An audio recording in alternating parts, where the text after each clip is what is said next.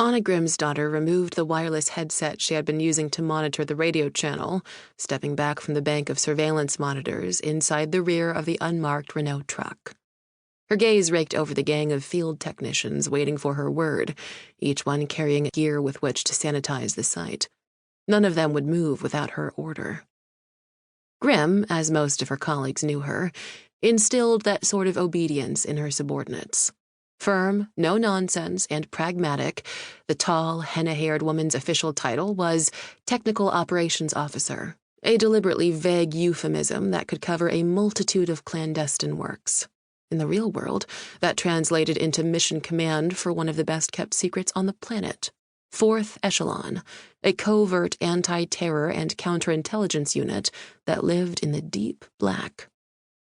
"I want this location cleaned up inside of 15 minutes, Grimm told the techs. "Move!"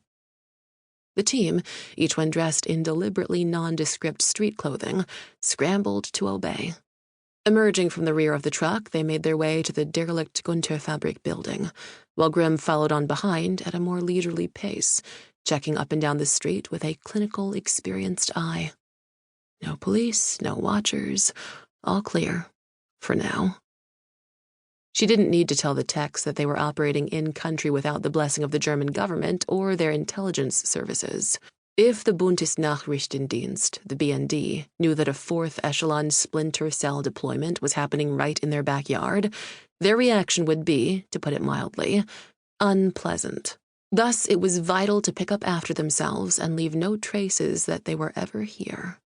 The Splinter Cells were shadows, the knife in the dark that no one saw coming. That's practically the 4E motto, Grimm thought with a rare smile.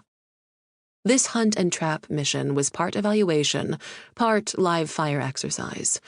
The added wrinkle of working in a non-permissive environment was one more test for Grimm's latest batch of recruits from the farm, the training facility for the Central Intelligence Agency and other elements of America's covert apparatus. Gator, Lynx, and Buzzard were the only 3 potentials who had made the cut for Fourth Echelon's punishing training regimen, and all 3 were potentially looking at a failing grade.